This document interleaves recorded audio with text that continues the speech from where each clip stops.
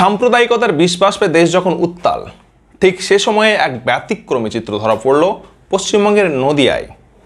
নদিয়া জেলার রানাঘাট শহরের বাসিন্দা স্বরূপ এবং মৌমিতা মুখোপাধ্যায় তাদের সদ্যজাত পুত্র সন্তানের ধর্ম পরিচয়ে লিখেছেন হিউম্যানিটি বা মানবতা।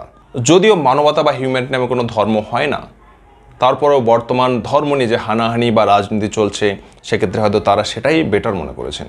কিন্তু এই যে ঘটনা, যে নিজের পুত্র সন্তানের ধর্ম পরিচয় না দেওয়া, সেইটা তার পরিবার সেটা নিয়ে কোনো মন্তব্য না করলেও, মাথা না ঘামালেও, আমরা জানি আমাদের সমাজের কিছু টিচার থাকে যাদের সব কিছুতেই মাথা ব্যথা থাকে, তারা সেটা নিয়ে মাঠে নামে এবং এক প্রকার তাদের হেনস্থা করে যে হিউম্যানিটি থেকে চেঞ্জ করে ধর্ম পরিচয়ের জায়গাতে হিউম্যানিটি না দিয়ে যে প্রাতিষ্ঠানিক ধর্ম আছে সেই ধর্মের নাম যেন দেওয়া হয়। এবং এই নিয়ে অনেক ঝলঘোলা হয়েছে এবং আমরা দেখেছি বিষয়গুলো, যেটা খুবই একটি জটিল পরিস্থিতি এবং বিশেষ করে যে পিতা মাতা যারা, তাদেরকে একটা ট্রমার মধ্যে দিয়ে যেতে হয়েছে। এবং এই যে বিষয়টা কি হয়েছিল, বিস্তারিত কি ঘটনা, সেটা আমরা জানবো বিশিষ্ট আইনজীবী সায়ন বন্দ্যোপাধ্যায়ের মুখ থেকে। স্বরূপ মুখার্জি এবং মৌমিতা মুখার্জি দুজনেই থাকে নদিয়ার রানাঘাটে। তাদের 2 বছর আগে বিয়ে হয়। এই বছরে তাদের একটি পুত্র সন্তান হয়। এখন পুত্র সন্তান হওয়ার পরবর্তী সময়তে তারা রানাঘাট পৌরসভার কাছে আবেদন জানিয়েছিলেন যে ধর্মের যে কলম, সেই ধর্মের কলমে লেখা হবে মানবতা। অর্থাৎ তাদের ইচ্ছা তাদের পুত্র সন্তান ধর্মীয় তার কোনো পরিচয় থাকবে না, হিন্দু মুসলিম খ্রিশ্চান কিছু নয়, মানব ধর্ম নিয়ে তার পুত্র সন্তান বড় হয়ে উঠবে। সেই যে বার্থ সার্টিফিকেট, সেই বার্থ সার্টিফিকেটও পাওয়া গেছিলো। এই হচ্ছে সেই বার্থ সার্টিফিকেট যেখানে মানব ধর্ম লেখাই রয়েছে বড় বড় করে। এখন মুশকিল হচ্ছে, এখন এটা নিউজও হয়, কলকাতার অনেকগুলো বড় সংবাদপত্রে এগুলো নিউজ হয়। নিউজ হওয়ার পরবর্তী সময় এখন আমাদের সমাজে কিছু মানুষ ধর্মের ঠেকা নিয়ে বসে রয়েছে। এই নিউজের বিভিন্ন স্ক্রিনশট পোস্ট করে মূলত বিজেপি আইটি সেল এবং মিলন ঘোষ নামক একজন একটি ছেলে সে এই পোস্টটি করে। এই পোস্টটি করবার পরে স্বরূপ মুখার্জিকে কুৎসিত ভাষায় আক্রমণ করা হয় এবং যাচ্ছেতাইভাবে আক্রমণ করা এবং যাচ্ছেতাই কথাবার্তা বলা হয়। এবং সবচাইতে আশ্চর্যের বিষয় হলো এই যে বাচ্চা ছেলে একটি, এই দেখুন আপনারা দেখতে পাবেন, এই একটি বাচ্চা ছেলে, এই বাচ্চা ছেলে সদ্য ভূমিষ্ঠ হয়েছেন, তাকে নিয়ে এখন এই এত ঝামেলা। এখন দেখুন, ভারতবর্ষের সংবিধান আন্ডার আর্টিকেল 25 আমাকে এই রাইট দেওয়া আছে, আমি যে কোনো রিলিজিয়ানকে ফলো করতে পারি। আবার এই রাইটও দেওয়া আছে আমি চাইলে কোনো রিলিজিয়ানকে না ফলোও করতে পারি।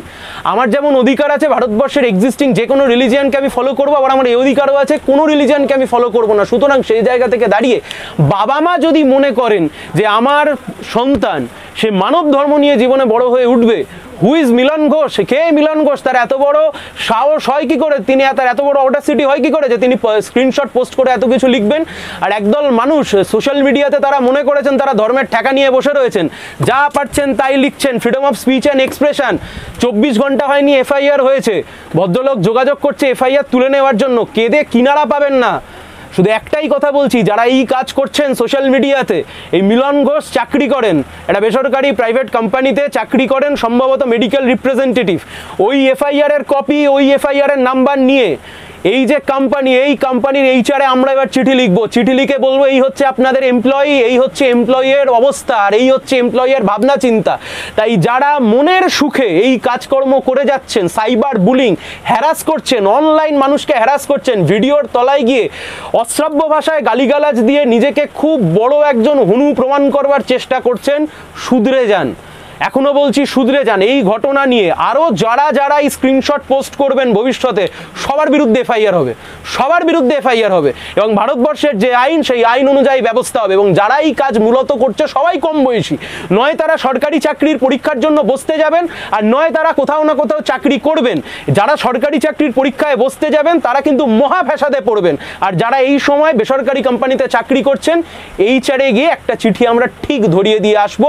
স্বরূপ মুখার্জি এবং তার স্ত্রীর যে ছেলে, দুজনের যে পুত্র সন্তান, সে মানব ধর্ম নিয়েই বড় হবে। ভারতবর্ষের সংবিধান যে অধিকার দিয়েছে সেই অধিকারকে প্রয়োগ করে সে মানব ধর্ম নিয়েই বড় হবে। মিলন ঘোষ এবং মিলন ঘোষের মতো এই মস্তিষ্কের করাপ্টেড মানুষ যারা এই সমস্ত কাজ করেছেন, আইন নিজের মতো করে চলবে এবং আইনের মধ্যে থেকেই সমস্ত ব্যবস্থা গ্রহণ করা হবে।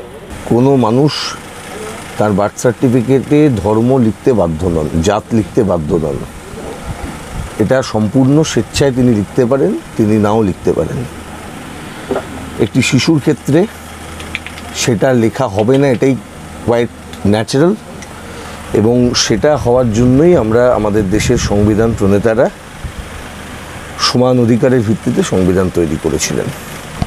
সেটা করতে গিয়ে বলা হয়েছিল, আমাদের কনস্টিটিউশনে যদি দেখতে পান, আর্টিকেল 15 বলছে কাস্ট, ক্রিড, রিলিজিয়ান, সেক্স এসবের ভিত্তিতে কোনো ডিসক্রিমিনেশন চলবে না। শিশু যখন জন্মায় তার গায়ে যেমন ধর্মের নাম লেখা থাকে না, তার পরিবারের লোকেদের সে অধিকারও থাকে তাকে যে কোনোভাবে আইডেন্টিফাই করাতে। আমি রানাঘাট পুরসভাকে অভিনন্দন জানাবো এই রকম একটি সার্টিফিকেটকে তারা অ্যাকসেপ্ট করার জন্য। এটা অনেক বেশি প্রমোটেড হওয়া দরকার।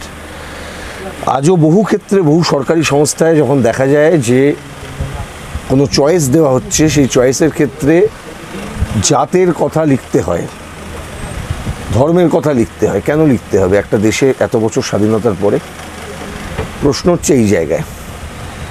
আইন খুব পরিষ্কার এই বিষয়ে, সম্পূর্ণভাবে চয়েস। আর এটা নিয়ে যদি কেউ সেই বাচ্চাটিকে লক্ষ্য করে, তার পরিবারকে লক্ষ্য করে কি বুলিং করেন, সাইবার বুলিং, তাহলে তার কি হতে পারে? তার ফল যেটা হতে পারে সেটা হচ্ছে যিনি করছেন তাকে জেলে পর্যন্ত যেতে হতে পারে, এবং শিশু সম্পর্কে মন্তব্য করবার জন্য পক্সো আইনে পর্যন্ত তাকে টানা যেতে পারে। প্রস্তুত থাকুন। কিছু কিছু লোকজন বিজেপির ধ্বজা নিয়ে এই কাজটা করে যাচ্ছেন। বিজেপি বাঁচাতে পারবে না। কমপ্লেন করা হবে এবং তারপর সেই কমপ্লেন করে তাদের যে পথে ব্যবস্থা আইনি পথে নেওয়ার সেই পথেই নেওয়া হবে। কোনোভাবে কোনো শিশুর উপরে কোনো রকমভাবে তার জাত ধর্মকে উদ্দেশ্য করে যদি কেউ বক্তব্য রাখেন তাকে ছাড়া হবে না।